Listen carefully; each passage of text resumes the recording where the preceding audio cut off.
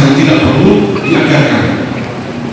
Salah satu contoh di Provinsi Lampung, tidak perlu ada membuat patung dari leluhurnya, tapi dianggarkan membuat patung. Mungkin Bapak Ibu kan ya, itu saya tidak perlu. Pertama adalah khususnya bidang pencegahan. Nah, sesuai dengan tugas pokok KPK di pasal 6 Undang-Undang Nomor 19 Tahun 2019 tentang tugas dan wewenang KPK, kita bidang pencegahan. Dan kami dari Kedeputian Koordinasi Supervisi. Ini dasar hukumnya sudah jelas, yaitu 6B dan 6D, koordinasi dan supervisi, baik koordinasi dengan aparat pemerintah, Pemda maupun dengan penegak hukum.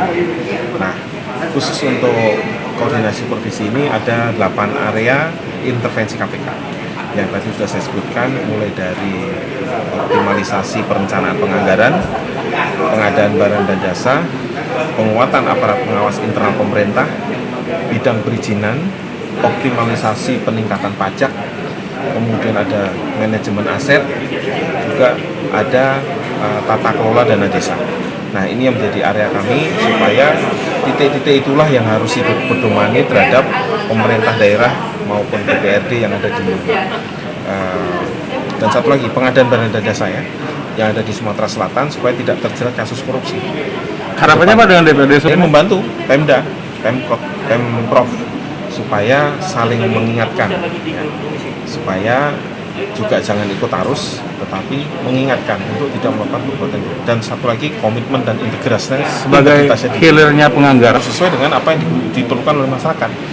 Bagi ya, ada himbauan Pak bagi termasuk pengguna anggaran, itu anggaran adalah milik rakyat, digunakan untuk kemakmuran, mensejahterakan masyarakat sesuai dengan tujuan undang-undang, tujuan negara kita di dalam pembukaan Undang-Undang Dasar tahun 1945 alinea terakhir keempat, betul untuk kesejahteraan masyarakat, karena korupsi merupakan kejahatan kemanusiaan, itu harus diingat. Kalau dari Sumsel sendiri ada berapa sih laporan Pak yang masuk? Belum bisa ini Pak. Kondisi Sumsel sendiri secara keseluruhan terkait korupsi ini gimana Pak? Kita sudah peringkat berapa Pak? Karena kalau kita tidak bisa meringkat daerahnya ya, kita bisa melihat dari profesi, kemudian dari instansi pun instansi secara umum, ya, bukan instansi langsung di daerah-daerah. Tapi Pak, dari beberapa tahun terakhir ini kan banyak sekali pejabat Sumsel yang terkena dengan korupsi begitu. Ini berarti Sumsel ini masuk daerah rawan atau gimana nih Pak? Ya, sebenarnya seluruh Indonesia rawan, ya. Tapi Sumsel pernah masuk daerah ke-27 yang kepala daerahnya terkena korupsi. Artinya ya, potensi besar pernah jadi. Nah, makanya tidak namanya korupsi tidak semua ada yang aman, tapi setiap daerah seperti aman, seperti kejahatan narkoba. Jangan lupa subscribe, share, komen, dan like ya.